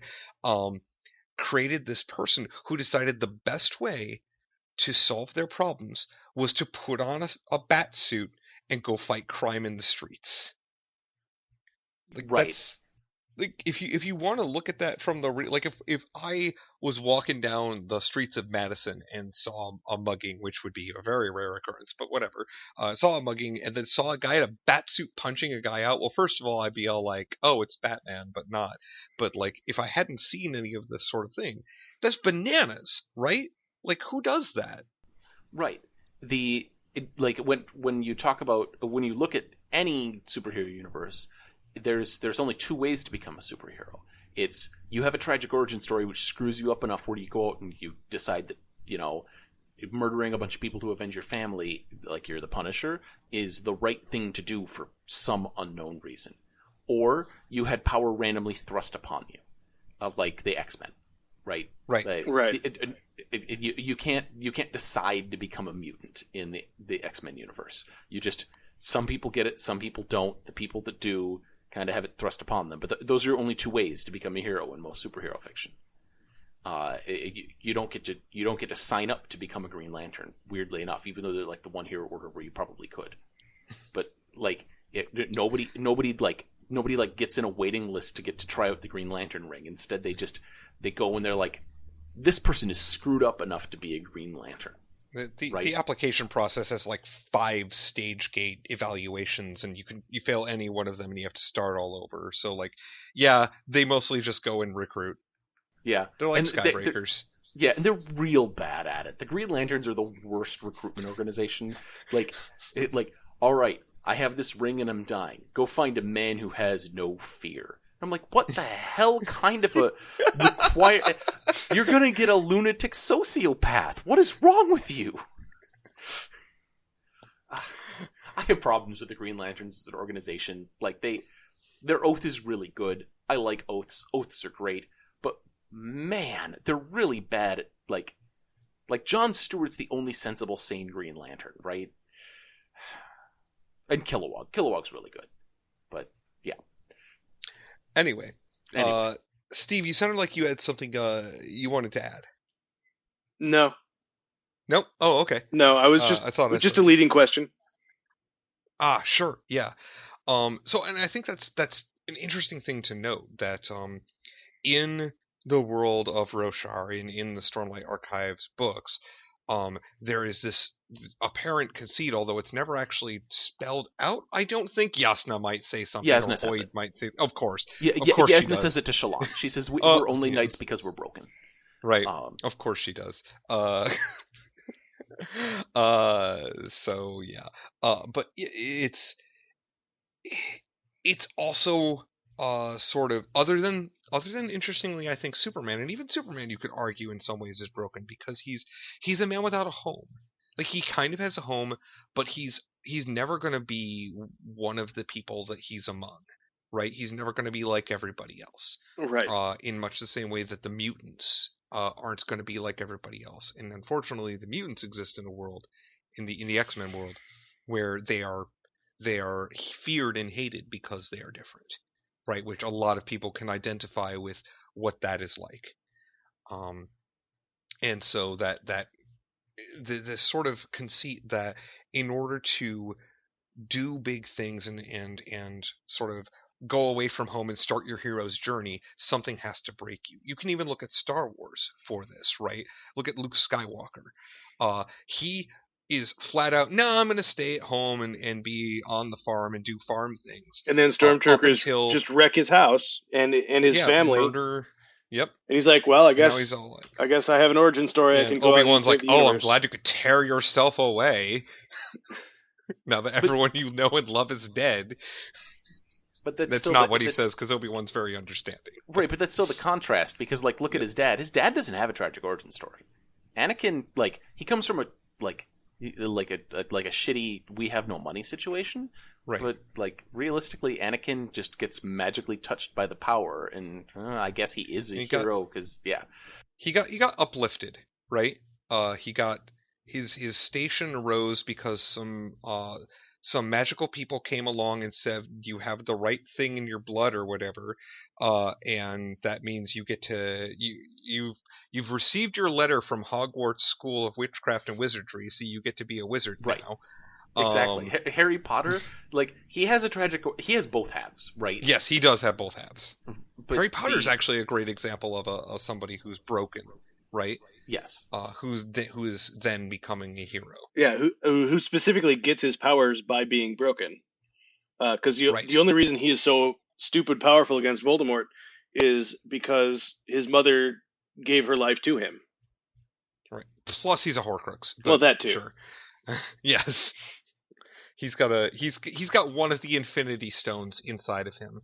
Voldemort spread the Infinity Stones throughout creation to sort of conceal his power, and he put one of them in Harry Potter. And then we got Harry Potter Endgame, where... Well, first we got Harry Potter Infinity War, where he had to go around destroying the other Infinity Stones. Yep, which definitely happened. God, I was making a joke, but literally all of Harry Potter is going around destroying the Infinity Stones, so Thanos can't make the Infinity Gauntlet again. Right, there's only so many. There's only so many plots. Kurt Vonnegut classed them all out at one point, right? Right. And so like there's only so many ways. There's only so many ways that a hero can originate. Like, it's just and that's and that actually circles us right back to why this framework worked and why we could take these different orders and say, well, these are other heroes who are from completely different media. They, Aang isn't actually a Windrunner, although he runs on wind, right? Misty Knight and War Machine and Javert aren't actually Skybreakers, but we can still say, well, they fit the mold, because these are the different type. And for Charles Xavier, right? He is the closest to an actual literal Bondsmith, I think, complete with some sort of broad-based manipulative powers that I don't like, but yeah. Look, Charles Xavier is one of the most terrifying characters in all of superhero fiction, and I'm never going to have anybody convince me otherwise. You're not wrong, so it's hard to convince you otherwise. Right, exactly. It's the benefit of being right. Magneto is a less terrifying character. And, yeah. He can only pull all of the iron out of your blood, right? Well, that's only when they upgrade him later. Like, base Magneto at the beginning of X-Men is just a perfectly reasonable set of powers. Right. Anyway, but like the idea that this framework gives you a way to talk about heroes from the perspective of how they approach being a hero. Now, in the Stormlight Archives series, to sort of talk about that in and of itself, because as we established early on, all of these orders exist and are trying to work together towards some common goal, but they all have these different approaches.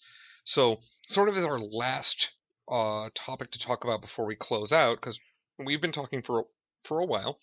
I sort of want to talk about how does it work, and what are the issues when you have different people of different ideologies and approaches to what it is to be a hero and do heroic things, all trying to work together toward a common purpose. Well, I think we saw that in the Avengers movies, and to a slightly lesser extent in the Justice League series and movie that I guess kind of exists.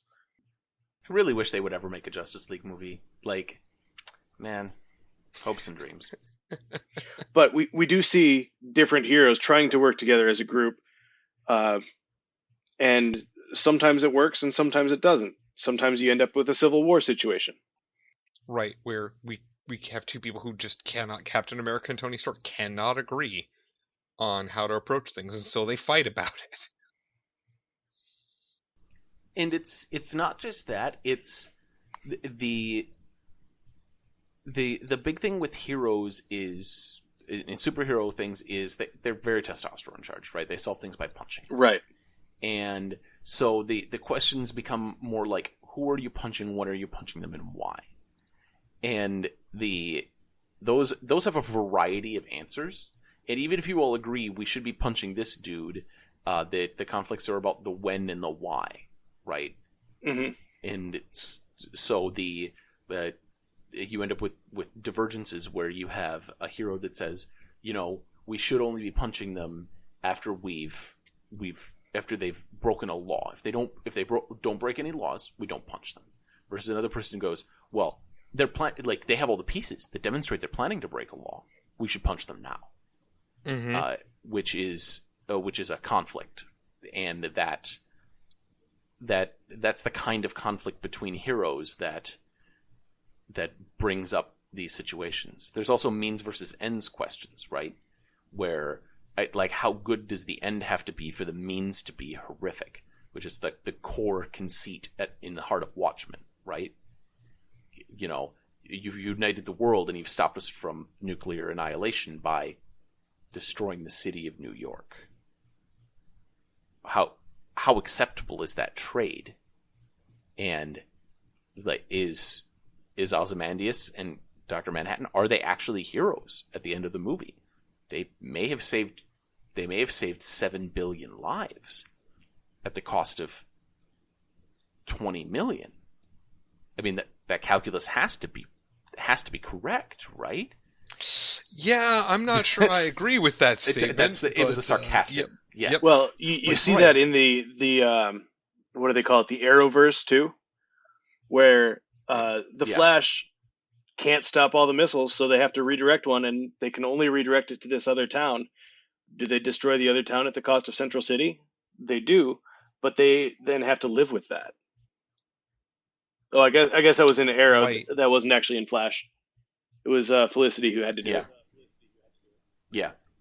So, interestingly, circling back to the orders for just a hot second, Ozymandias, from what we know of the Else Callers, certainly feels like one of those, yes? Oh, man. From the Watchmen? I actually contend that Nick Fury is an Else Caller as well, because they allow their ideal interpretation to be very, very broad, which is, like, Yasna hires assassins. She hires assassins right. so that she can outbid them when they try to come kill her family. Yeah. No, but she, during Oathbringer, she shows up and she's like, man, I am so glad that Sidious is dead, because I would have had to hire an assassin to kill him. Sure. And so she has no hesitation about, like, extrajudicial murder in order to protect a pretty mediocre king, frankly, her brother. So, yeah. But Ozymandias would be an Else Caller. I agree. think so. based on what we know of them. And again, some of these orders we don't have quite enough of a feel for, so we'll just have to talk about it again. But I am sort of getting the stink eye from some that I live with that maybe I should be closing this up and having dinner or similar. So, any closing thoughts before we wrap this up that either of you wanted to share? No, I think we've pretty much touched all the orders that we have a whole lot of information on. There are a couple of orders, and for the record, the ones that we did not touch on are the Dustbringers. We sort of mentioned the Elsecallers, and then there's also Stone Wards, Truth Watchers, and Will Shapers. Right. We just don't know a whole lot about them in order to talk about them.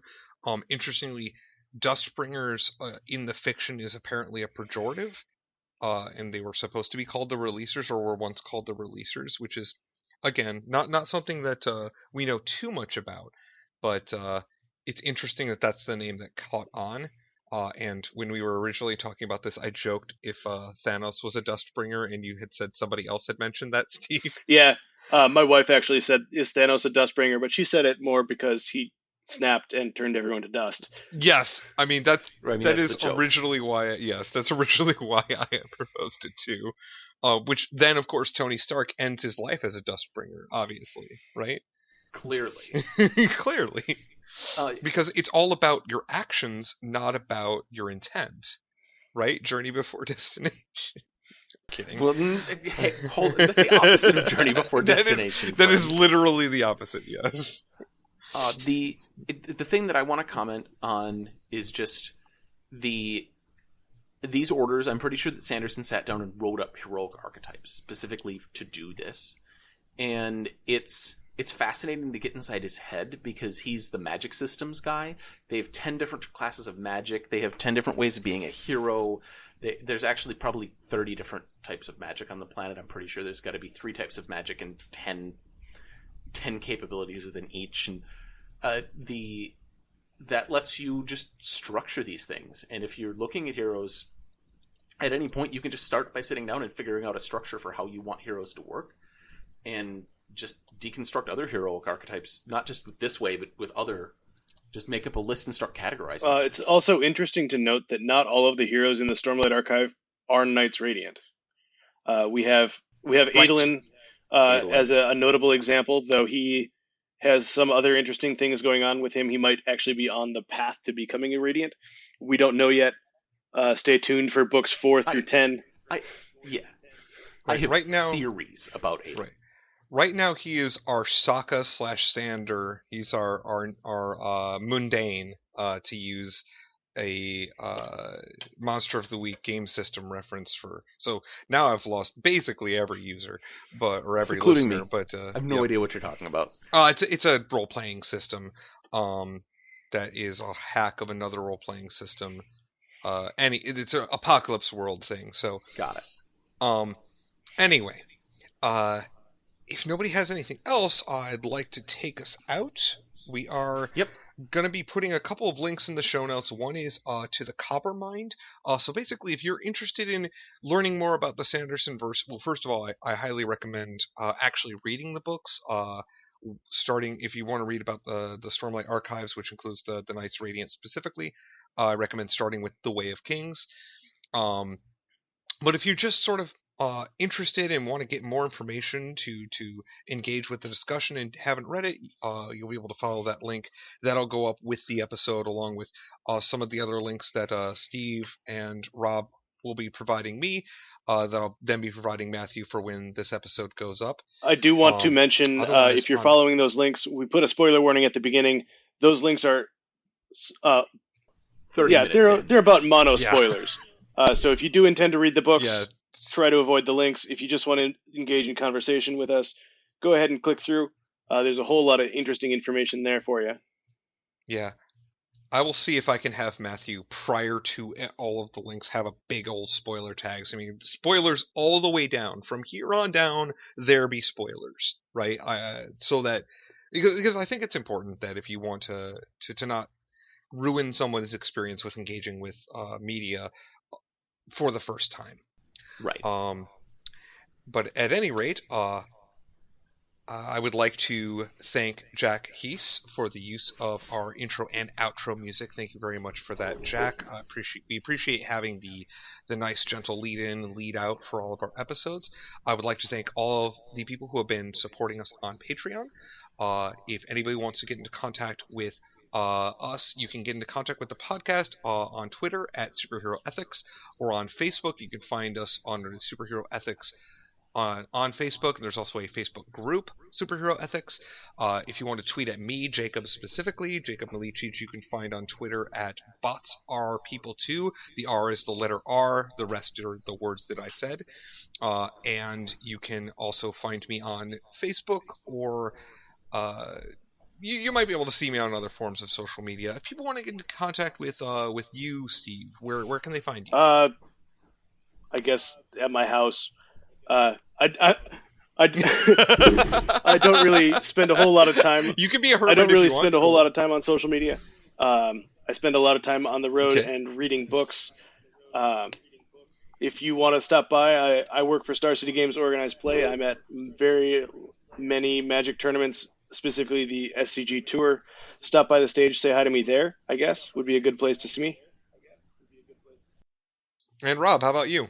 I technically have a Twitter account. I don't really tweet. If they want to catch me on social media, I will be on Facebook in the Superhero Ethics comments. Otherwise, they could really email. If they want to email me, they can. Robbit, ROBBIT, @gmail.com. And we can start up a conversation about stuff. So, otherwise, on behalf of Rob McKenzie, Steve Peterman, and myself, thank you everyone very much for listening, and have a good day.